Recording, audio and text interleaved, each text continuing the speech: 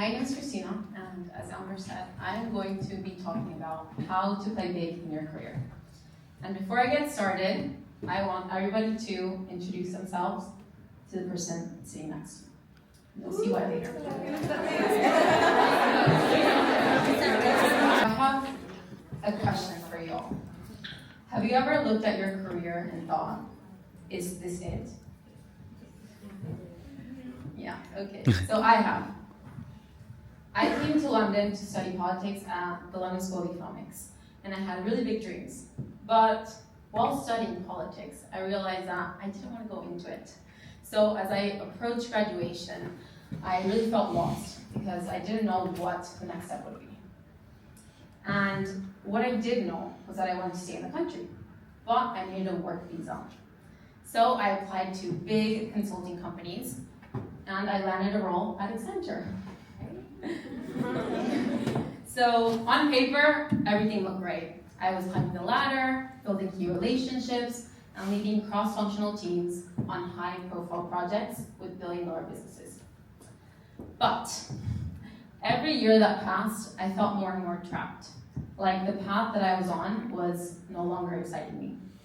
And I had this constant inner voice telling me that my potential was being poured into work that didn't align with the impact that I wanted to make. And I vividly remember what should have been a career highlight. So it was a first of its kind biodiversity project, and it was featured in the Financial Times and on Sky News. And here we collaborated with 15 of the UK's top CEOs. And I even got to design and manage our own event at the UN Climate Change Conference, COP26 in Glasgow. So from the outside, it looked like I was thriving. But on the inside, I felt really stagnant. And I kept asking myself, is this it? Is this really all you can be? And I knew that I craved more autonomy and impact than I felt a big corporate company could give me. And that moment was my breaking point. It wasn't as dramatic as this, but I did realize that I was playing small, I was ignoring that inner voice, that intuition that we all have, and I was staying in a comfort zone that was no longer serving me. And I knew that I wanted to pivot into a mission-driven startup. An environment where I felt I was more suited to, and that was a lot more dynamic. But I ran into the classic chicken and egg problem. As I applied, I kept hearing, you need startup experience. But how do you get startup experience if no one is willing to give you an opportunity, I thought. So I felt really, really stuck and unsure on how to position myself for this new path. But then, I had a realization. Instead of focusing on what I lacked, so no startup experience, no robust network, no mentors, I shifted my focus to what I uniquely brought to the table. So my strategy and operator skills, after working with more than 30 brands and taking their ideas from concept through to execution with measurable outcomes. My facilitation expertise, after leading dozens of workshops, not just in the UK, but internationally, in Turkey, Switzerland, and Italy. And my people management strengths, from leading cross-functional teams across geographies and departments in health, social impact, and sustainability projects. And when I reframe my story, I stopped being scattered and reactive, and I started being strategic and proactive. And this mindset shift opened doors I hadn't seen before. So not long after, I attracted an opportunity to build a company with the former chief of staff of Monzo, the neobank, where we help Latin American creators launch digital products. And in just 4 months, we launched 2 products and generated over $75,000 in revenue. And I did this all while still working at Accenture. Don't tell them that. So that led me to my second pivot, a full-time leadership position at a fintech based in New York. So here I got the opportunity to build 3 different departments from the ground up and hire my own team. And eventually I led client success and customer operations. But then around a year and a half ago, I had that voice show up again. And it was louder this time. It was telling me that I needed to follow my desire to start my own business. So, despite having no plan, no client base, and no formal coaching certification, I started Play Big Careers. And today I'm celebrating just over my 1-year anniversary.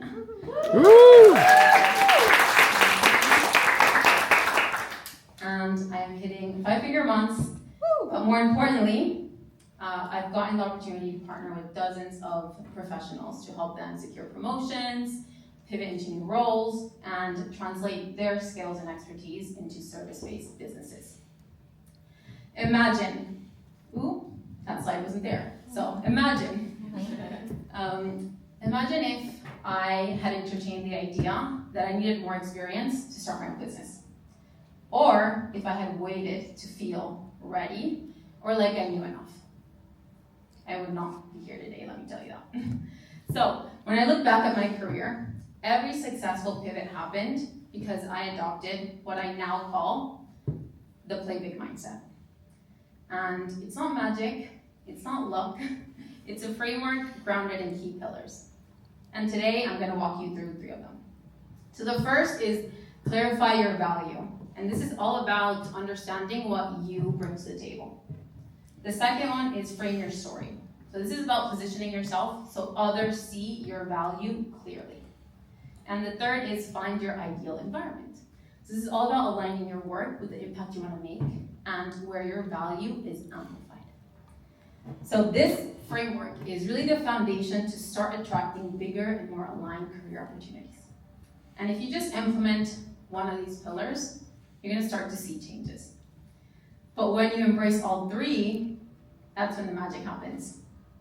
Ooh, okay, not quite there yet.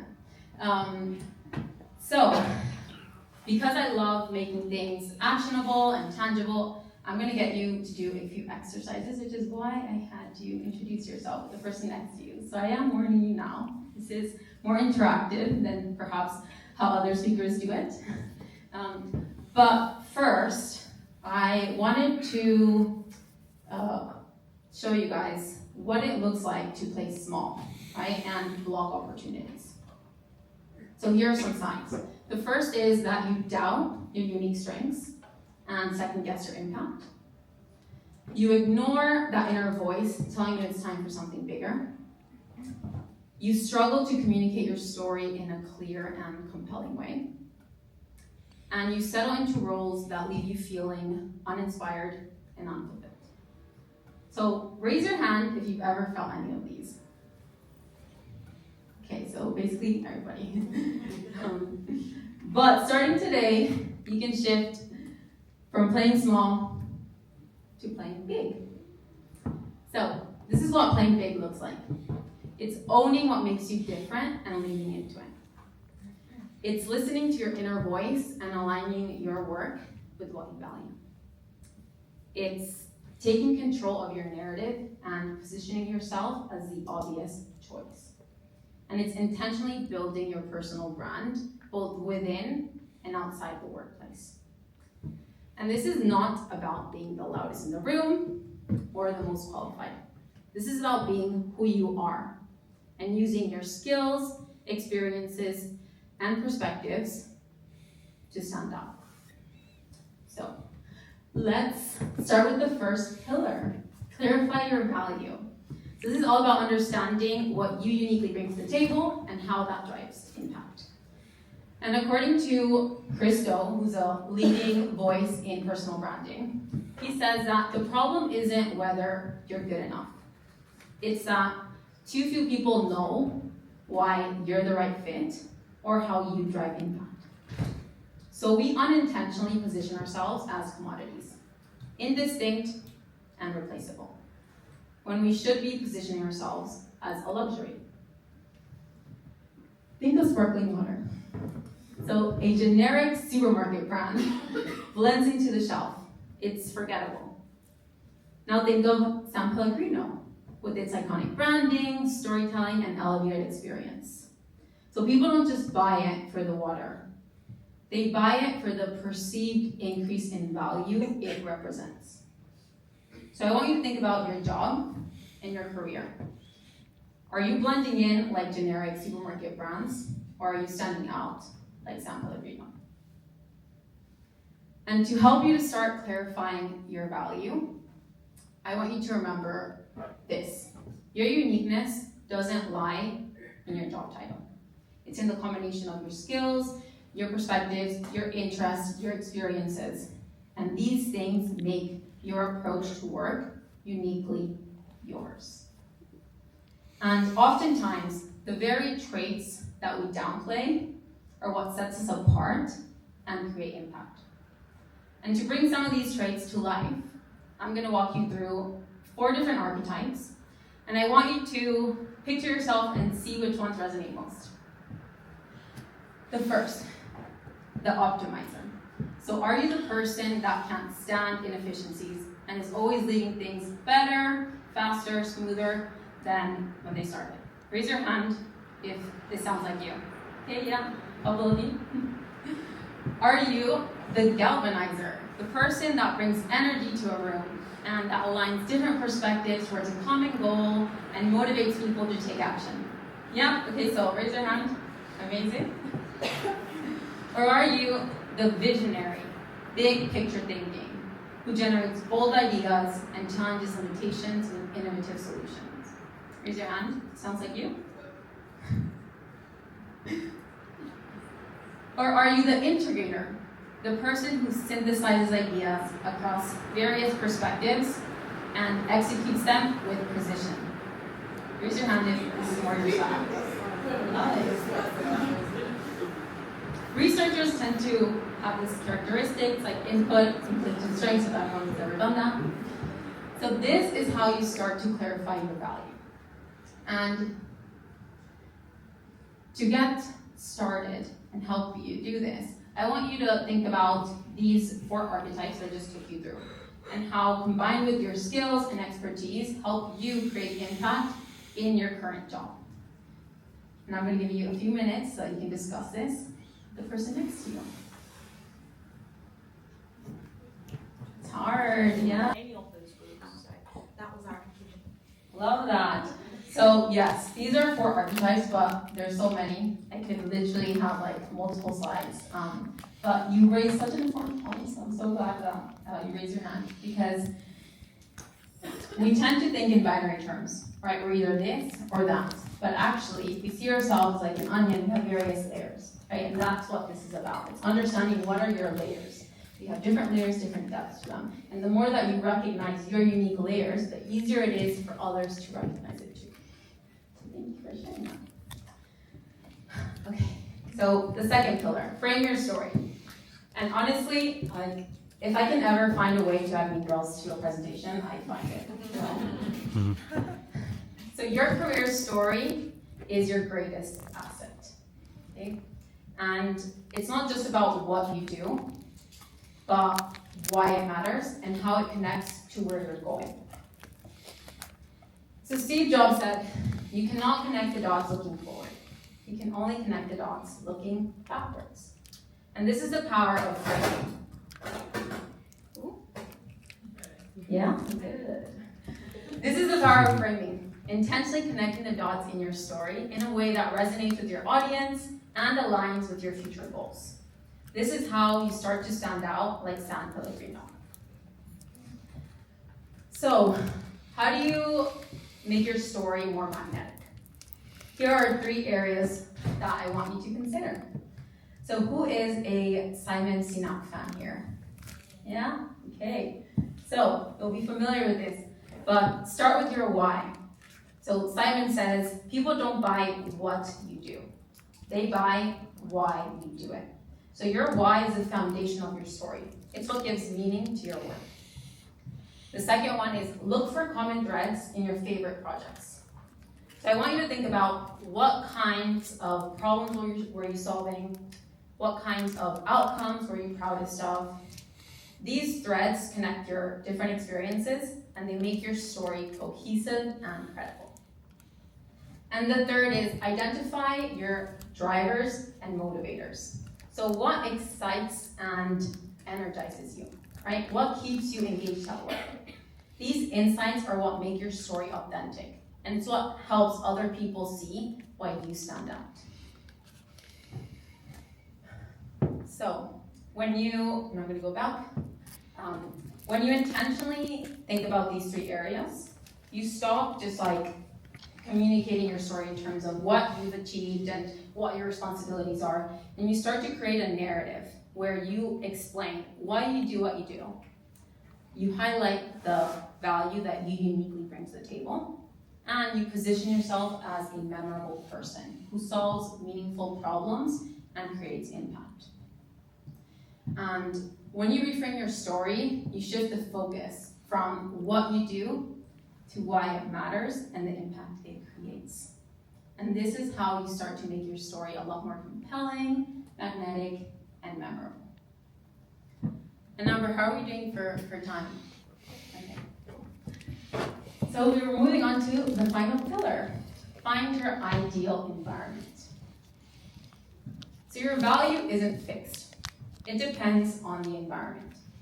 So a skill that is overlooked in one space can be invaluable in another. And to help illustrate this point, I'm going to share a quick story. So a father gifted his daughter a car after she graduated. And he told her, "Before I give this to you, I want you to take it to the used car lot and see how much they offer you for it. Bear in mind, I bought this many years ago." So the daughter goes to the used car lot, comes back and tells her father, "They offered me $1,000 because they said it's pretty worn out." So the father says, "Now I want you to take it to the pawn shop." So she goes to the pawn shop, comes back and tells her father, "They offered me $100 because they said it's old." So then the father tells her, "Now I want you to take it to the car club." So the daughter goes to the car club, comes back and tells her father, "Father, some people offered me $100,000 because they recognized it as a rare model, a Nissan Skyline R34, which is sought after by many collectors." So what's the lesson? Your value isn't recognized outward, but it's amplified in the right environments. Wow. That's a line.